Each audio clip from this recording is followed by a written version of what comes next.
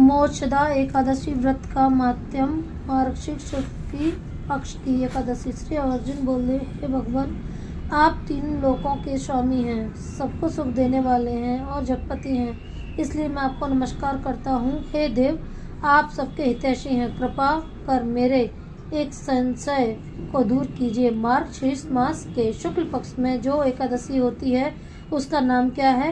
उस दिन कौन से देवता की पूजा की जाती है और उसकी विधि क्या है? भगवान, मेरे इस प्रश्नों का विस्तार सहित उत्तर देकर मेरे संदेह को दूर कीजिए, बड़ी कृपा होगी। श्री कृष्ण बोलते हैं, हे अर्जुन, तुमने अत्यंत उत्तम प्रश्न किया है, इससे तुम्हारा यश संसार में फैलेगा। तुम ध्यानपूर्वक सुनो।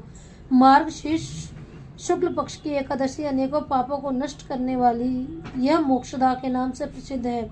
इस दिन श्री दामोदर भगवान की पूजा धूप दीप नैवेद्य आदि से भक्ति पूर्व करनी चाहिए। हे अर्जुन, अब मैं कथा कहता हूँ।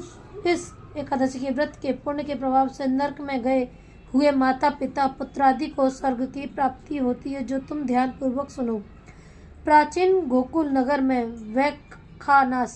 वैखानस नाम का एक राजा राज करता था। उसके राज्य में चारों वेदों के ज्ञाता ब्राह्मण रहते थे। एक रात्रि को स्वप्न में राजा ने अपने पिता को नरक में पड़ा हुआ देखा। यह देखकर बड़ा आश्चर्य हुआ और वह प्रातःकाल होते ही वहां ब्राह्मणों के सामने अपनी सब स्वप्न कथा कहने लगा। हे ब्राह्मणों, रात्रि को सपन में मैंने अपने पिता को नरक में पड़ा देखा और उन्होंने मुझसे कहा कि हे पुत्र, मैं अब नरक भोग रहा हूँ, मेरी यहाँ से मुक्ति कराओ। जब से मैंने उनके ये वचन सुने हैं तब से मुझे चैन नहीं है। मुझे अब राज सुख, ऐश्वर्य, हाथी घोड़े, धन, स्त्री पुत्र आदि कुछ भी सुखदायक प्रतीत नहीं होते हैं। अब मैं क्या करूं, कहाँ जाऊं? इस दुख के कारण मेरा शरीर तप रहा है। आप लोग मुझे किस प्रकार का तप, दान, व्रत आदि बतावें जिससे मेरे पिता को मुक्ति प्राप्त हो।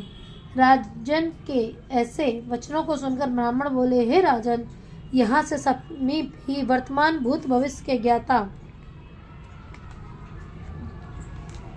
एक पर्वत नाम के मुनि हैं।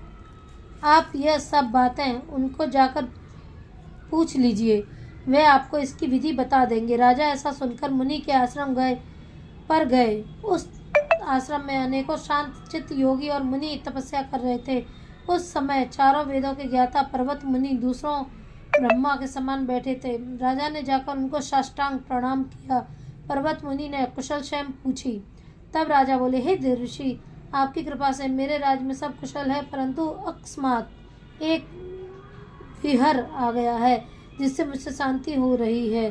अब आप कृपा करके मेरे इस संशय को दूर कीजिए। ऐसा सुनकर पर्वत मुनि ने एक मुहूर्त के लिए नेत्र बंद किए और भूत भविष्य के विचारने लगे। फिर बोले, हे राजन, मैंने योग बल के द्वारा तुम्हारे पिता के समस्त कुकर्मों का ज्ञात प्राप्त कर लिया है। तुम्हारे पूर्व जन्म में कामातुर होकर सौत कहने पर एक स्त्री को ऋतुदान मांगने पर भी नहीं दिया।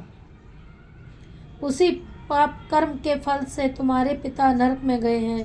तब राजा बोले कि हे भगवान, मेरे पिताजी के उद्धार हेतु आप कोई उपाय बतावें। तब पर्वत मुनि बोले, हे राजन, मार्गशीर्ष मास की शुक्ल पक्ष में जो एकादशी होती है उस एकादशी का आप उपवास करें और श्वास का पुण्य अपने पिता का संकल्प छोड़ दें। उस एकादशी के पुण्य के प्रभाव से अवश्य ही आपके पिता को मुक्ति होगी। मुनि के वचनों को सुनकर राजा ने अपने राज्य को आया और कुटुंब सहित मोक्षदा एकादशी उपवास किया। उस उपवास के पुण्य को राजा ने अपने पिता को दे दिया, अर्थात संकल्प छोड़ दिया। उस पुण्य के प्रभाव से राजा के पिता को मुक्ति मिली और स्वर्ग में जाते हुए अपने पुत्र से बोले, हे पुत्र, तेरा कल्याण हो। यह कहकर स्वर्ग चला गया। मार्गशीर्ष शुक्ल पक्ष की मोक्षदा एकादशी को जो व्रत करते हैं उनके समस्त पाप नष्ट हो जाते हैं और अंत में स्वर्गलोक हो जाते हैं। इस व्रत से बढ़कर मोक्ष देने वाला दूसरा कोई भी व्रत नहीं है। इस व्रत को सुनने व पढ़ने में वाजपेयी यज्ञ का फल मिलता है। यह व्रत मोक्ष देने वाला चिंतामणि के समान है। बोलो एकादशी मैया की जय। बोलो लक्ष्मी नारायण की जय। ओम भगवते वासुदेवाय नमः। जय श्री राधे राधे।